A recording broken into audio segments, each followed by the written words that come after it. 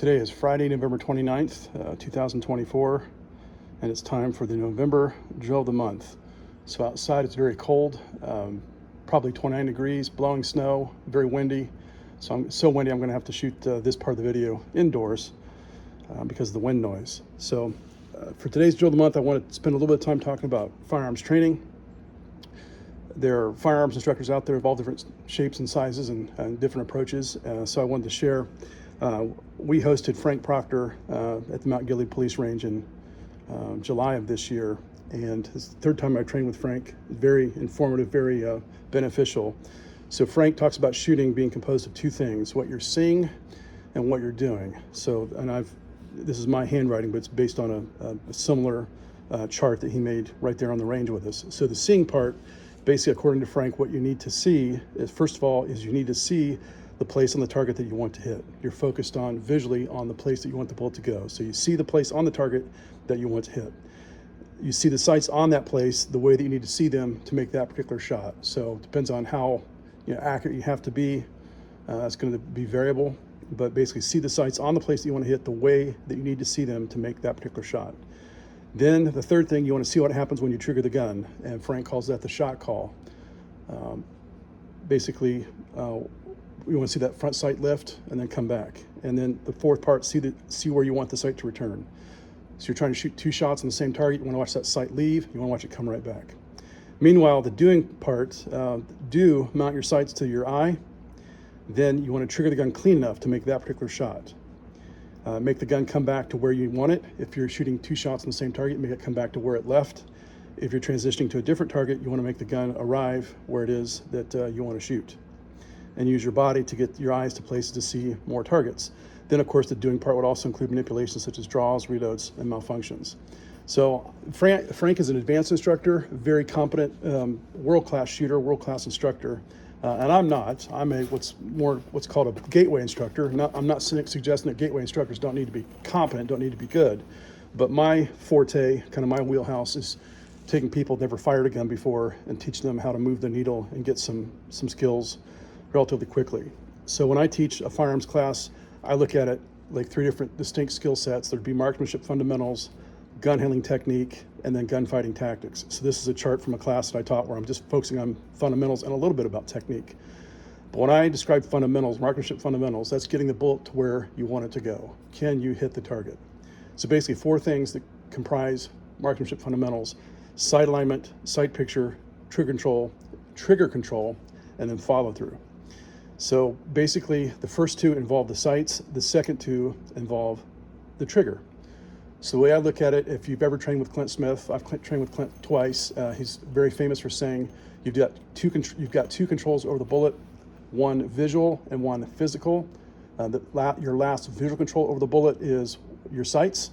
Your last physical control over the bullet would be your trigger. So if you can learn to pay attention wherever the sights, right when the gun fired, that will tell you where you hit. And then you make a good press on the trigger. If you got a good sight picture, then that's where the bullet's going to go. So when I teach this, I talk about, you can take a beginner and teach them sight alignment and sight picture relatively quickly. Most people don't struggle too much with that. The trigger control and the follow through are going to be a little bit more elusive. But when I do this, I have a scale here between 0 and 100. So it's kind of relative, kind of dependent. What kind of sight picture do I need to hit this particular target? So Frank describes it as see the sights the way that I need to see them. And then trigger control, how much trigger control do I need to make this particular shot? Frank says trigger the gun cleanly enough. So if you're shooting slow fire, absolute marksmanship, absolute precision, you want the best sight picture you can get and the cleanest break on the trigger you can get. Shooting up close and fast at a relatively large target, you can get away with a little bit of flexibility in how well you see the sights and how cleanly you trigger the gun. So you can be pretty aggressive with the trigger on certain types of shots. And then follow through is probably the most elusive part. You want to press the trigger and wait for the recoil. So something that's good for me, it's good for anybody actually, but I tend to shoot a 1911 with a short, light trigger press. I can get away with things on the trigger and the follow through that aren't necessarily the best at keeping me honest. So something I like to do from time to time is train with a double action revolver and shoot at double action. So make sure it's not loaded, and it's not. When I fire the gun double action, my trigger has to perform two functions. Number one, my finger, I'm using my trigger power, my finger power here to both cock the revolver and then also release it. So my trigger finger performs two functions. So when I have to shoot double action, I can't cheat on the follow through. If I have my 1911 and I have my finger on the trigger, if my finger moves maybe 1/8 of an inch, probably not even that much, the gun will have fired. On a double action, the whole movement my trigger finger makes is probably going to be probably about 3/4 of an inch. So if I'm used to like stopping my focus and stopping my follow through after 1/8 of an inch of movement, the gun hasn't fired yet. So it keeps me honest. I have to basically press that trigger all the way to the rear and follow through on the shot and not quit on it. So I press the trigger, I wait for the recoil. So what I want to do is get a good sight picture and then break the trigger as cleanly as I can. Well, I talk about getting my finger on the trigger and bringing it straight back towards the rear. That's not exactly as easy as it sounds, because if you look at my finger placement here, I'm going, since I'm a right-handed shooter, my trigger finger is going across the trigger from right to left. But also when I hold it with a good grip, you'll notice that I'm actually coming from right to left, but also from top to bottom. So my finger is actually not laying straight across the trigger. It's kind of in this position where I'm going to have to press the trigger this way. So if I'm not careful, I can push the muzzle one direction or pull it in the opposite direction. I want to bring the trigger straight back. So the best way I know how to work on that is something I learned from Ron Avery, the late Ron Avery. I never trained with Ron directly, but I did buy his video years ago. He's got this target called the trigger rhythm target, and basically it's just this black stick. And different ways you can use this, but the way I was using it today is I stand the distance about 12 feet. This is my Smith Wesson M27-2 with a 5-inch barrel. Of course, today I'm just shooting 38 specials out of it, which is all I need for what I was doing today.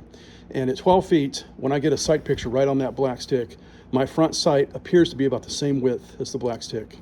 So if I bring that trigger straight back, then I should hit the black stick with no problem.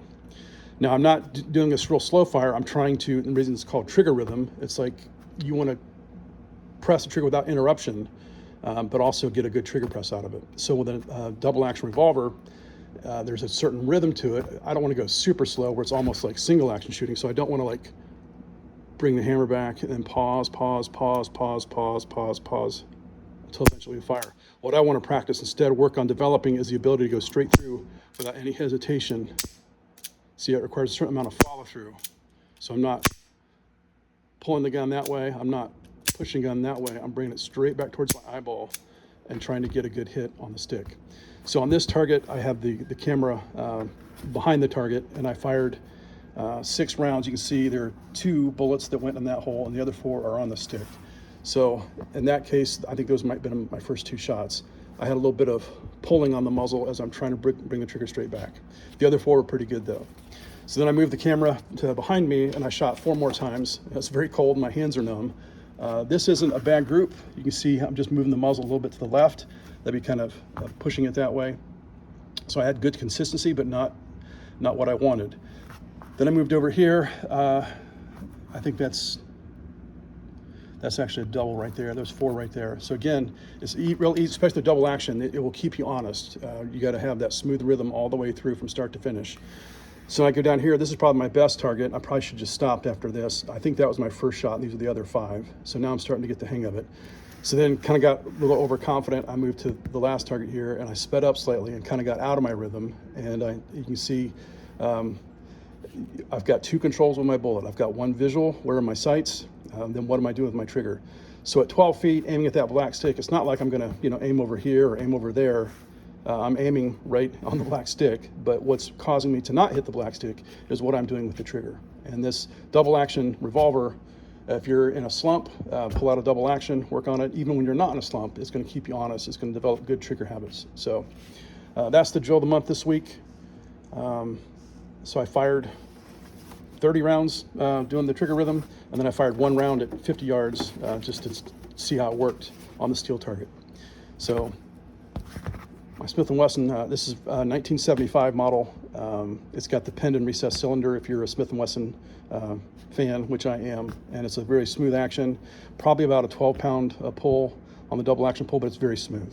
This has a target trigger, which is extra wide, and it's got serrations on it, so it's not exactly the best for double action trigger presses, but it's certainly not the worst. So that's it for the November drill of the month.